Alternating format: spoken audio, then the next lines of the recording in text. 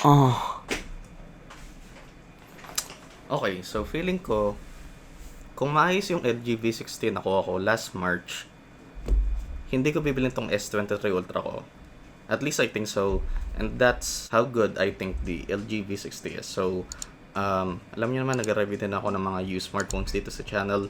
And I think for 11 to 12K or depende ko saan ka bibili ng isang LG V60, this is definitely the best phone at that price. Kasama na pati mga brand new smartphones like this. And yung main selling point para sa akin dito sa LG V60 is siguro parang legendary status na ang Snapdragon 865. Kasi kung bibili ka ng ibang device with a Snapdragon 865 such as the S20 Ultra, nasa 18 to 20K ata yun ngayon. And considering this only costs 11 to 12K for the 128GB variant, this already has 8 gigs of memory. Snapdragon 865, that's insane.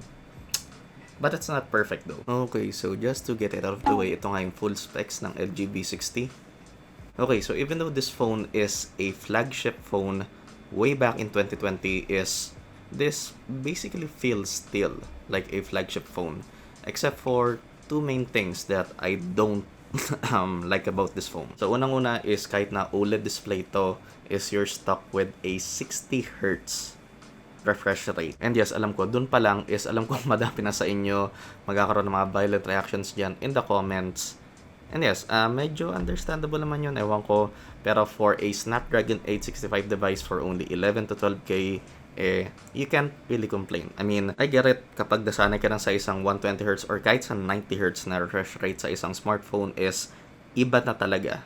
Pag bumalik ka ng 60Hz, parang, kadira. Pero again, with everything that you're getting with this device, hear me out. This is still a great smartphone. And yung other thing na ayoko dito is ang bagal. Like, para sa akin, ubod ng bagal ng charging time neto kahit na quick charge 4.0 na ang gamit ko. Pero limo naman yung battery life and we'll get more into that in a bit. So, unang naman is yung build quality netong LG V60.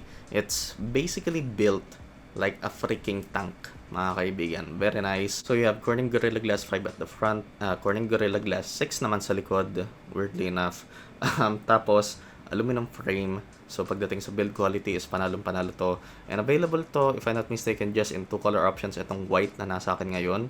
And isang parang navy blue or dark blue na color option. So, pagdating sa design nito, it doesn't really stand out. Nakalagay nga dyan yung V60 10Q, which still, hindi ko pa din alam what does 10Q mean. But ayun, LG logo here. Tapos yung camera bump dito, which doesn't really stick out as much compared sa, well, kahit hindi mga more modern smartphones, yung iba mga kasabayan neto, like the S20 Ultra, is, wow, ang ng camera bump nun. Pero ito is very minimalist lang naman for the most part. Isang strip lang siya na ganyan, tapos it doesn't stick out as much. Tapos yung power button nga neto is nasa right side, tapos yung, ay nako, ang hindi mo ma-program sa ibang function na Google Assistant button. Yes, I have tried. Unless siguro kung gagamit ka ng third-party software or app, is hindi mo ma-assign sa ibang function tong Google Assistant button na to. And sa taas nga nun, isang volume rockers natin. Sa top of the phone, we do have the SIM card tray plus the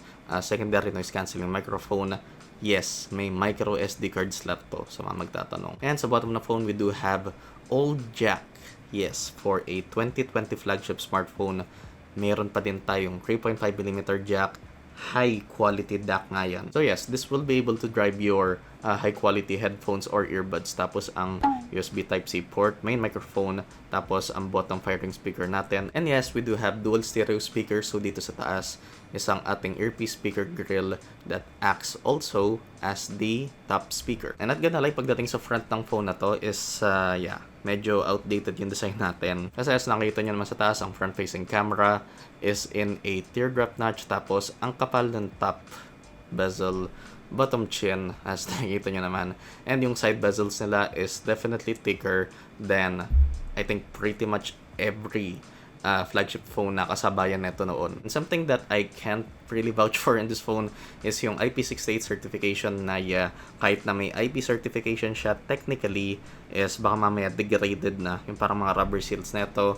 So kahit na may ganong certification to is ingat pa din around WOO. And yes, kahit na may MIL standard 810G to, doesn't mean na pwede mo lang tong ibato ng ganun-ganun lang. More of a layer of protection yun, mga kaibigan. And moving on na sa display na to, which, yes, alam ko. 60Hz nga lang to, pero it's an OLED. It's 6.8 inches, tapos 1080p. It gets really bright even under direct sunlight. And there's pretty much no color shift even when viewing off-axis. And yes, I know sa 60Hz panel na to, it's a big deal, definitely. Hindi ko de-deny yun. But for the most part, I can't really complain. Considering everything else you're getting with this phone, hey, the display is really good for me. Tapos pagdating naman sa cameras neto, this definitely beats any other phone similarly priced dito sa LG V60. So we do have a 64 megapixel main sensor, f1.8, tapos may OIS yan, of course, 13 megapixel ultra-wide, and a time-of-flight sensor. Tapos sa selfie camera naman, we do have a 10 megapixel sensor capable of recording up to 4K. So pictures taken in good lighting are really good. Good detail, good dynamic range. Tapos pagdating naman sa color reproduction is it's just a tad bit oversaturated, which is okay for me. Tapos yung performance niya naman sa mga low light or nighttime shots is already good as is. But with the night mode is you'll get way better photos that's not overdone. You can take some pretty good looking selfies, also yung portrait mode niya. Okay, so ito nga yung video test sa LG V60 recording in 4K at 30 FPS using the main camera, and what you're hearing right now, of course, is from the internal microphone of the device.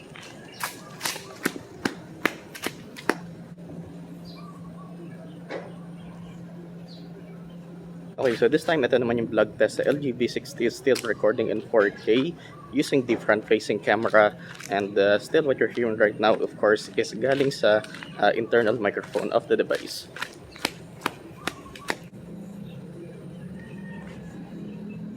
And yeah, pagdating talaga sa camera system dito sa LG V60, this definitely blows any other phone, similarly priced phones dito, out the water. So 2 thumbs up para dito. And yes, moving on na nga tayo sa best part about this phone. Para sa akin, is yung performance, yung Snapdragon 865. Yeah.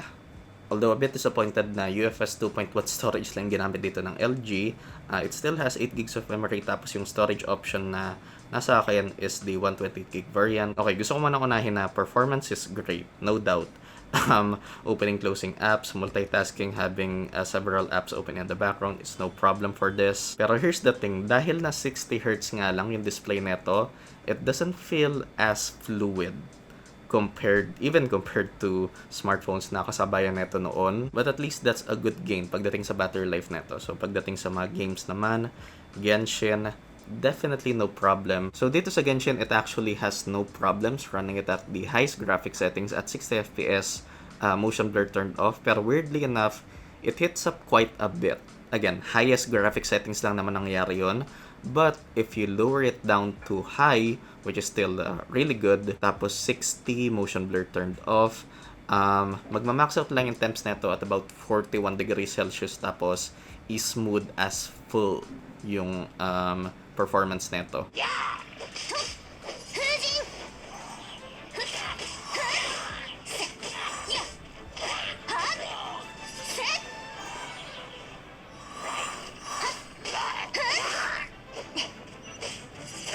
Ewan ko ano meron sa highest graphic settings, since ang konti lang basically na difference ng highest and high graphic settings dito. But yeah, for the most part, as long as nasa high graphics preset ka lang, of course 60 FPS, motion blur turned off, is you won't really experience like any type of overheating here.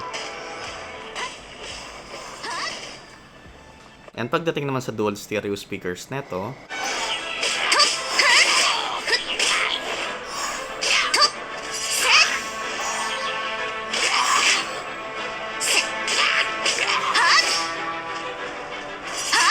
it's really good. Yung lang sabi ko, siguro masabi ko equal siya sa S20 Plus ko noon. It's really good in dual stereo speakers neto. It's full, it's loud, and yeah, very nice. And siguro other than the 60Hz na display neto, that doesn't make it feel like a flagship phone, is yung under-display na fingerprint scanner neto. So, ito yung mga, kumbaga sinaunang under-display fingerprint scanner. So, optical ata to if I'm not mistaken. Tapos, yeah, it definitely takes a while for it to unlock. It is accurate for the most part, but not that fast. And yes, lemon squeeze ito sa Call of Duty Mobile. PUBG Mobile, Wild Rift, kahit na mapa-ML pa yan, pipitsugin lang yung mga laro na yan for the Snapdragon 865. And yeah, aside from not having a 120Hz refresh rate is definitely para sa akin, 2 thumbs up yung performance dito sa LG V60. And lastly, isang battery dito sa LG V60 with that 5,000 mAh battery. So, gusto ko nang linawin the battery life here is insane. So, sa medium to heavy use ko of social media, watching videos, some gaming and picture taking, I can easily average 6 hours of screen on time with over 50% left by the end of the day. Pero what sucks here is ang charging time. So, itong LG V60, it supports up to Quick Charge 4.0, which hindi actually ako sure ko na mismo yung charging rate nun. Pero may monitor ko nga yung charging speeds na ito using this Type-C cable with an LED display showing the charging speed. Tapos, sinargan ko using my Ugreen 65-watt charger na supports Quick Charge 4.0. So, yung charging speed nito from 1% to 40 is around 20 to 24 watts. Tapos, pagdating mo ng 40 pataas is nasa 10 watts na lang. Pagdating mo ng 70%, 8 watts na lang. 80% 6 watts.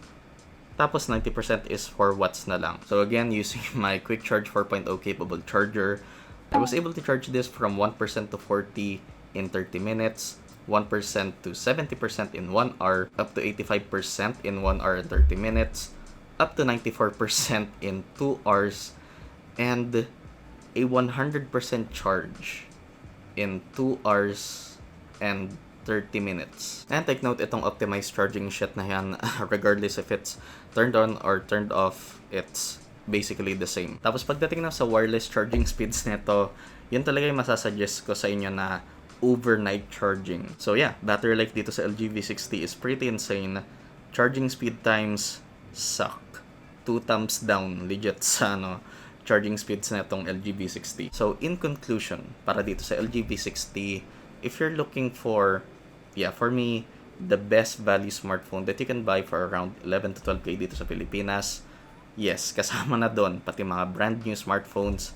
The LG V60 for me is the best. Pretty much an all-around smartphone para sa akin. You can't really complain, again, about the 60Hz display and the charging time. Ewan ko kung parang mako-consider na yin and yang yung sa battery situation nito, since ang insane ng battery life niya, pero at the same time, the charging speed time sucks. So, parang balance siya. Ewan ko. Although, one really important thing to take note dito sa LG V60, since this is an old flagship phone and LG doesn't really make smartphones anymore, pahirapan siguro pagdating sa repairability nito. Pagdating sa replacement parts, it's definitely going to be hell. And itong specific LG V60 ko nga is nabili ko kay Boy Debilio. So I'll leave the links in the description kung gusto nyo din bumili ng sarili nyong LG V60. And yeah, no-brainer to para sa akin. Of course, leaving a like is the easiest way to support the channel. Consider subscribing if you like my content and turn on notifications for all so you'll be updated on my latest videos. Thanks for watching, and I'll see you guys in the next one. Peace. Flip a bag, now I'm serving a Tesla. Going back, shawty with me, I stepped up. GTA for the ops and on Leicester. Shawty born to be my angel, yeah, I'm blessed up. Cooking right up in the stew.